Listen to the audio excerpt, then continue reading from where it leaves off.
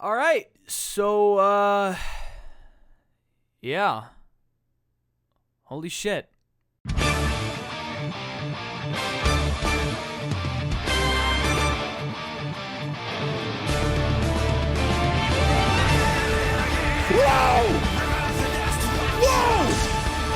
Whoa! Wow! We don't get in there, dog! Let's go! Let's go! Grand Blue Fantasy Versus just got a brand new version in Grand Blue Fantasy Versus Rising that, among a bunch of other things, added rollback netcode. Grand Blue has rollback. And to me, that's a pretty big deal. Now, every single major fighting game made by Arc System Works has fully implemented or will fully implement rollback netcode. That's a big deal, because now ArcSys has essentially put everything on the table and sent a very clear message to everyone in the fighting game community, including the developers. That's a big deal. And to explain how that's a big deal, we need to do a bit of a history lesson. The history of online in fighting games and how it's been a major, glaring, fundamental flaw that has now been finally fixed. So let's start off by talking about where we started off. So, the year is roughly 2006, and all previous modern fighting games all have online, which was great. Except for one teeny tiny problem. Didn't hurt! KO! I don't understand! It was fucking awful! All previous fighting games used a system for its online known as delay-based netcode. Essentially, the time in which you press an input for the game needs to be compensated for by the other player, and that has to take some time. Not a whole lot of time. However, connections between two players would fluctuate wildly within a match. And because of that, the delay would fluctuate as well. Sometimes it would go from 3 frames of delay to 8 frames of delay to 12 frames, almost a quarter of a second, before dropping back down to 3 frames at complete random. Just imagine trying to, play the guitar, right? But every time you strum the strings, the sound hits your ears about an 8th note after the fact. What the hell? And then 2 8th notes. And then 4 notes. And then going back to 1 note at complete random. Just fucking try to play Through the Fire and Flames like that. Now, I am obviously massively oversimplifying for the sake of a YouTube video, but you can just imagine the sheer level of frustration that the players had to deal with during this time. Now, obviously at the time, people complained. There was something wrong. They just didn't really know how to articulate it. They just knew something was off. But players were able to play their favorite fighting games online in the comfort of their own home. Until one man came in and actually provided us with a taste of true online perfection. That man was Tony Cannon. Tony was, like the most of us at the time, completely dissatisfied with the quality of online play in fighting games and thought, there has to be a better way. And after a couple of months, created the online infrastructure GGPO. Now, GGPO and rollback in fighting games is a bit weird to explain, and there's way better videos that explain it in a way better fashion than I ever could, so if you want to learn more about the actual statistics of how it works, check out the fantastic video made by Core A Gaming. Essentially, rollback is able to dynamically change the animations of the characters in order to accommodate for misread inputs, among a bunch of other wibbly-wobbly technical stuff that I don't even know yet. All I know is that rollback is objectively better to play than the delay-based netcodes of old. And since then, GGPO and rollback netcode has become a massive topic in fighting games for over 10 years. But there have been some developers who have since made the jump to rollback netcode in those years. Namely, Street Fighter III Third Strike's re-release of the online edition for the Xbox 360, indie games such as Skullgirls, Punch Planet, and Rivals of Aether, and, of course, the 2013 reboot of Killer Instinct. But rollback didn't become a major point until 2016, when NetherRealm, creators of Mortal Kombat and Injustice, added rollback netcode to their mainline Mortal Kombat game, Mortal Kombat X, after the game came out. I want you to keep that in mind for a bit later. A major fighting game developer retroactively put in rollback on their completed game. Now, a major fighting game developer has made the jump to rollback netcode fully.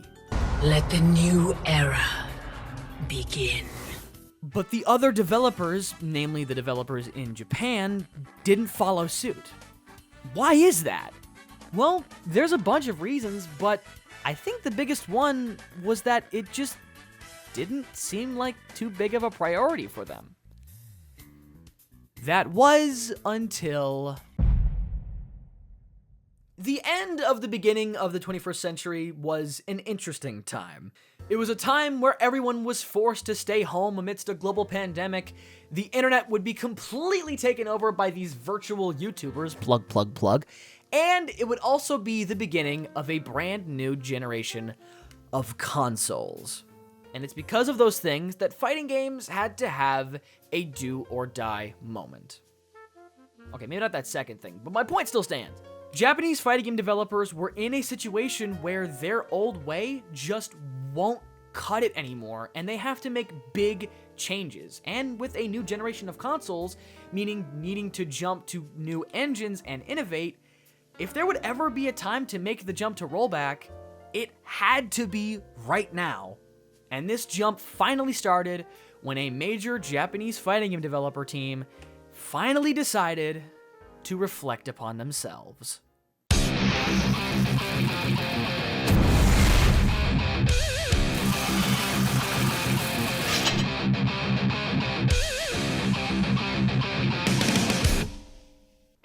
Guilty Gear Strive is a game that will be remembered for a lot of things. Taking the extremely complex gameplay of old and simplifying it for new players while still keeping it interesting for veterans, having a soundtrack that makes Virgil from Devil May Cry blush, and of course, in my opinion, having some of the greatest character designs in the entire genre. Giving a touch up to some fantastic characters that we all love, and also reintroducing some beloved characters of old, and also doing one of my favorite things, watching Twitter squirm. But above all that, Guilty Gear Strive did something many of us didn't think would be possible. Bringing rollback netcode to ArcSys games. Sure, Guilty Gear XX Accent Core Plus R 3.5 Days Over 2 and Knuckles featuring Dante from the Devil May Cry series with the new Funky mode retroactively did add rollback before Strive, but that was done by an outside fan group over Discord. Still cool, bringing life back into a fantastic cult classic fighting game, but Strive was done officially by ArcSys themselves with their own rollback. With the jump to a new engine and the outcry from the general community, it was a change that ArcSys had to make. And, okay, yes, there have been attempts from fighting game developers to make their own version of rollback to varying degrees of success. But with ArcSys, their rollback was second to none. And with all those steps taken to make Strive the best game it can be, it worked out, and Strive has since sold over 1 million copies and counting. That's a pretty big deal for a relatively niche fighting game series like Guilty Gear.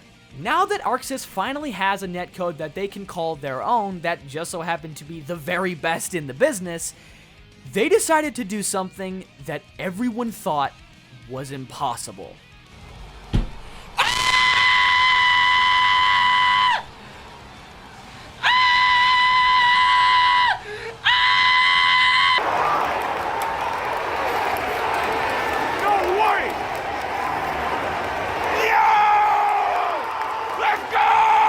Decided to implement rollback netcode to Dragon Ball FighterZ. Fuck you, man! Thank you. Fuck you, man! Let's fucking go! These fucking mad lads decided to put rollback in every last major game that they made. From Guilty Gear Xrd to both BlazBlue games to DNF Duel to Dragon Ball FighterZ to now, finally, Grand Blue Fantasy Versus Rising. And here we are, Every major Arc System Works fighting game has or will have rollback netcode. And I want to speak very clearly when I say Arc System Works did not have to do that. Business-wise, there was no reason to put rollback in the previous games. Guilty Gear Strive is still getting characters and updates, and all those old games are completely done with development. There was literally no point in going back and spending what most likely would be thousands of dollars and man-hours to put rollback in these old, dead games. So why did they do it? We'll never really know for sure, but to me, like I said in the beginning of this video, Arc System Works is sending a very, very clear message. This is the standard now. There are no more excuses. If ArcSys is making a fighting game of any kind, they're going to put rollback into it. And they are clearly telling other developers that they need to follow suit. I pointed out previously that NetherRealm and other North American companies have made the jump to rollback way before now, but now Japan is taking notice. Capcom, they did make the jump a little while ago with Street Fighter V, but it took them a little while to iron out all the kinks. But now, Street Fighter VI has, among a bunch of other incredible things, plug, their own amazing online experience.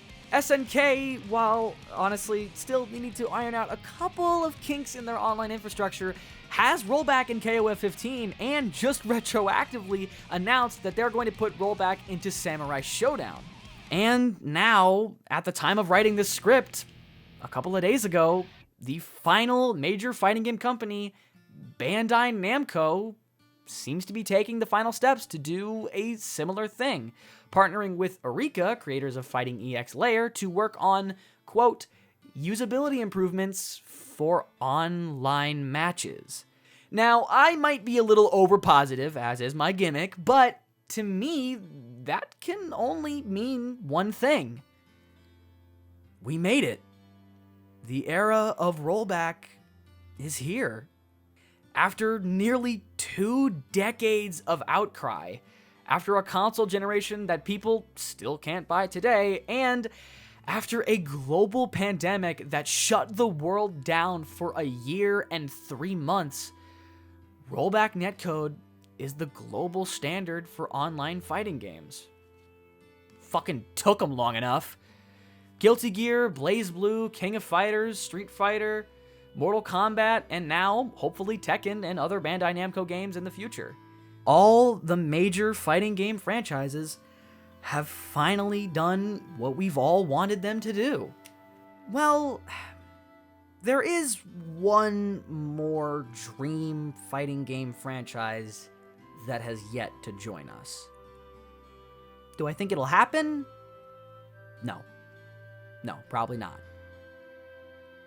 But a man can dream, can't he?